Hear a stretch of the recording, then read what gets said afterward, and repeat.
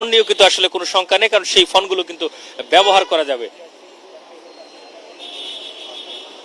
আমরা দেখছি পুরো বিটিআরসি যে ভবন রয়েছে সেই ভবন আইন শৃঙ্খলা রক্ষাকারী বাহিনী যারা রয়েছেন তাদের দ্বারা কিন্তু ঘিরে ফেলা হয়েছে। আগের ঘোষণা অনুযায়ী যদি আপনাদেরকে জানাই যে 16 ডিসেম্বর বিজয় দিবসের দিন থেকে এনআইআর চালুর ঘোষণা ছিল, যার প্রতিবাদে বিভিন্ন কর্মসূচি পালন করে আসছিলেন মোবাইল ফোন ব্যবসায়ীরা। গেল 7 ডিসেম্বর বিটিআরসি কার্যালয় ঘেরাও করেন মোবাইল ব্যবসায়ীরা, প্রায় দিনভর সড়ক অবরোধ করে তারা বিক্ষোভ করেন। পরে এনআইআর চালুর দিনক্ষণ 15 দিন পিছিয়ে 1 জানুয়ারি করার ঘোষণা দেয় নিয়ন্ত্রণ সংস্থা বিটিআরসি। এবং এই এনআইআর পদ্ধতি চালুর ঘোষণা আজ থেকে যে হবে, এই ঘোষণা হওয়ার পর মোবাইল ফোন ব্যবসায়ীরা তারা কিন্তু বিক্ষুব্ধভাবে এখানে আসেন এবং এসে তারা ভাঙচুর চালান। যে ভাঙচুরের নজির কিন্তু এখনো রয়েছে দেওয়ালে, আপনাদেরকে সেই চিত্রটি কিন্তু দেখানোর চেষ্টা করছি। এবং পুরো বিটিআরসি ভবনটির আইন শৃঙ্খলা পরিস্থিতি যদি আপনাদেরকে দেখাই, এই মুহূর্তে রয়েছে সেনাবাহিনীর সদস্যরা, পাশাপাশি রয়েছে কোস্টগার্ডের সদস্যরা এবং পুলিশের সদস্যরা পুরো জায়গায় রয়েছে, এবং র্যাবের যে সদস্যরা রয়েছে তারাও কিন্তু এখানে সক্রিয় রয়েছে। অর্থাৎ সমস্ত স্তরের নিরাপত্তার বেষ্টনী তৈরি করা হয়েছে পুরো জায়গা জুড়ে, এবং ভাঙার যে পরিস্থিতি সেটিও কিন্তু চোখে পড়ছে। এবং আপনাদেরকে যদি একটু খুব কাছ থেকে দেখানোর চেষ্টা করি যে এই যে কাঁচের গ্লাসটি ছিল সেটি কিন্তু পুরোপুরি ভেঙে গিয়েছে, এবং উপর দিয়েও কিন্তু তারা আসলে ঢিল মারার ফলে সেখান দিয়েও কিন্তু ভেঙে গিয়েছে, এবং ইট পাটকেলগুলো কিন্তু এখনো ভিতরে রয়েছে, এবং ভাঙা কাঁচের যে অংশ সেই অংশগুলো কিন্তু পড়ে রয়েছে পুরো জায়গা জুড়ে।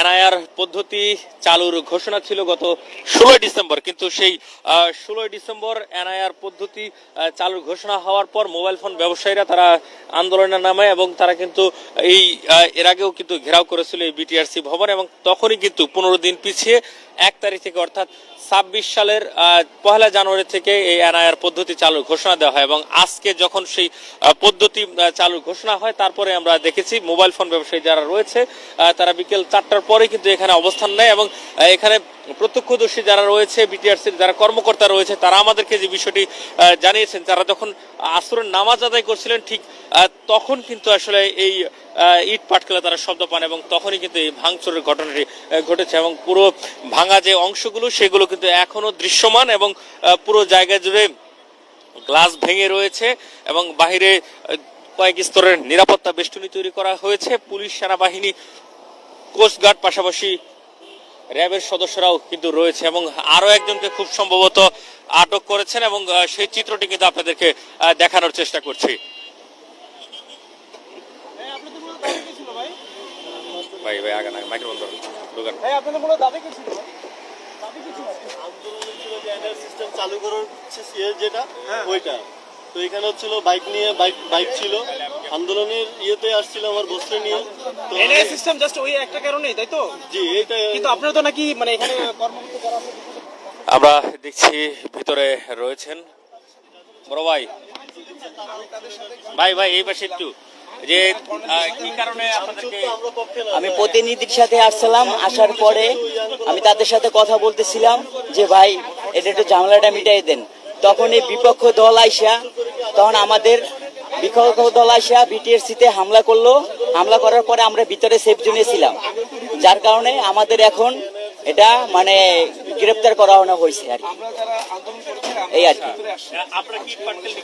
না না, ইট পাটকেল নিক্ষেপ, আমরা শুরু থেকে ভিতরে প্রতিনিধির সাথে কথা বলতেছিলাম, তখনই বিরোধী দল আইসা আমাদের ঠিক আছে গ্রেপ্তার করানো হয়েছে, এই আর কি।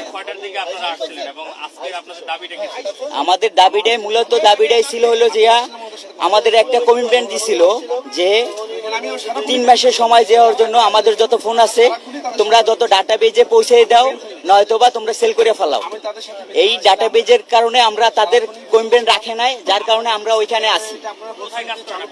আমার শপ আছে মিরপুর 10-এ। আমরা কথা বলছিলাম যাদেরকে আসলে সেনাবাহিনী আটক করেছেন, এবং তাদেরকে এই মুহূর্তে কিন্তু নিয়ে যাওয়া হচ্ছে। আমরা সেই চিত্রটি আপনাদেরকে দেখানোর চেষ্টা করছি যে গাড়ির ভিতরে কিন্তু বেশ কয়েকজন রয়েছে, অর্থাৎ 4 জন ব্যক্তি এই মুহূর্তে রয়েছে ভিতরে, এবং তাদেরকে কিন্তু নিয়ে যাচ্ছে সেনাবাহিনীর সদস্যরা। বেশ কিছুক্ষণ আগে আরো দুজন ব্যক্তিকে নিয়ে যাওয়া হয়েছে এবং আমরা দেখছি যে সেনাবাহিনীর সদস্যরা এই মুহূর্তে যারা এখানে বিশৃঙ্খলা তৈরি করেছিল তাদেরকে কিন্তু আটক করেছেন এবং পুরো জায়গা জুড়ে এই মুহূর্তে উত্তপ্ত পরিস্থিতি বিরাজ করছে এবং আইন শৃঙ্খলা রক্ষাকারী বাহিনীর সদস্য যারা রয়েছে তারা কিন্তু নিয়ন্ত্রণে নিয়েছেন পুরো বিটিআরসি ভবন এবং বিটিআরসি ভবনের পুরো জায়গা জুড়ে যে ভাঙচুর চালানো হয়েছে সেই ভাঙচুরের খানিক পরেই কিন্তু আমরা দেখেছি যে এই জায়গায় সেনাবাহিনীর সদস্যরা চলে এসেছে, কোস্ট গার্ডের সদস্যরাও চলে এসেছেন এবং সব মিলে যদি আপনাদেরকে জানাই যে মোবাইল ফোন ব্যবসায়ী যারা রয়েছেন তারা আজকে এই বাংলাদেশ